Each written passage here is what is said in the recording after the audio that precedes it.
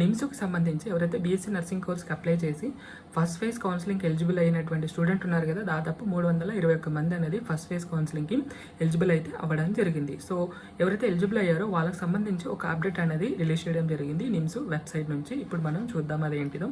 ఇక్కడ latest update అని ఉంది కదా, ఇక్కడ చూడండి. Upload of due certificates of the candidates for the admission into BSc nursing course. So BSc nursing మాత్రమే అనమాట ఇది. సో ఈ విషయం గుర్తుపెట్టుకోండి. అసలు ఏమొచ్చింది అనేది ఇప్పుడు మనం చూద్దాం. సో దీన్ని మీరు టిక్ చేయగానే మనకి ఈ విధంగా వస్తుంది. ఇక్కడ ఒకసారి డౌన్లోడ్ చేసి చూద్దాం. సో ఇదే అనమాట అది.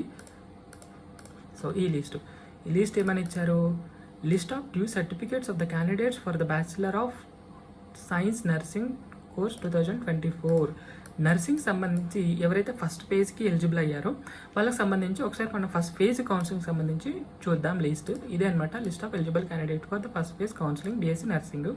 దీంట్లో మనకి దాదాపు 321 మెంబర్స్ అనేది ఫస్ట్ ఫేజ్ కౌన్సిలింగ్కి ఎలిజిబుల్ చేయడం జరిగింది.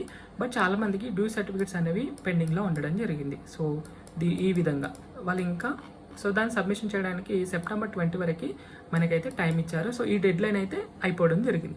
బట్ ఇంకా చాలామంది స్టూడెంట్ ఈ ఫస్ట్ ఫేజ్ కౌన్సిలింగ్కి ఎలిజిబుల్ అయ్యారు కదా, వాళ్ళ డ్యూ సర్టిఫికేట్స్ ఏవైతే ఉన్నాయో సో వాళ్ళు ఇంకా సబ్మిషన్ చేయాలన్నమాట.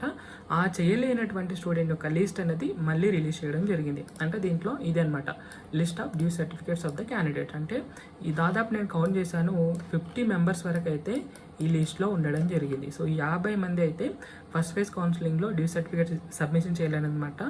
అగైన్ మళ్ళీ ఒకసారి వాళ్ళకి ఛాన్స్ అయితే ఇవ్వడం జరిగింది. వాళ్ళ యొక్క డ్యూ సర్టిఫికేట్ని సబ్మిషన్ చేయడానికి సెప్టెంబర్ 28న లాస్ట్ డేట్ ఇవ్వడం జరిగింది. సో ఒకసారి చూద్దాం ఏమి ఇచ్చారో. The candidates who due certificate mentioned against their names must be submit the relevant certificates on before 28th September 2024. మీరు ఇన్ పర్సన్ అంటే నిమ్స్కి వెళ్ళైనా మీరు సబ్మిషన్ చేయొచ్చు, లేదంటే ఇక్కడ ఈమెయిల్ అడ్రస్ కూడా ఇచ్చారు. ఈ ఈమెయిల్ అడ్రస్ కూడా మీ యొక్క డ్యూ సర్టిఫికేట్స్ అనేది పంపించాల్సి ఉంటుంది. ఇన్ కేస్ మీరు సబ్మిషన్ చేయకపోతే without fail otherwise they will not be allowed for the counselling. So ఈ ఫస్ట్ ఫేజ్ కౌన్సిలింగ్ లిస్ట్ ఏదైతే ఉందో సో వీళ్ళంతా కౌన్సిలింగ్ ఎలిజిబుల్ అయ్యారు కదా, బట్ డాక్యుమెంట్స్ అనేవి పెండింగ్ ఉండడం జరిగింది. ఇవి క్లియర్ చేసుకుంటే మాత్రమే మీరు ఫస్ట్ ఫేజ్ కౌన్సిలింగ్కి ఎలిజిబుల్ అవుతారనమాట. మెయిన్గా వచ్చేసి ఈ ఫస్ట్ ఫేజ్ కౌన్సిలింగ్ లిస్ట్ ఏదైతే ఉందో దీంట్లో ఉన్నటువంటి స్టూడెంట్స్ ఒక్కసారి మీ యొక్క నేమ్స్ దీంట్లో చూసుకోండి.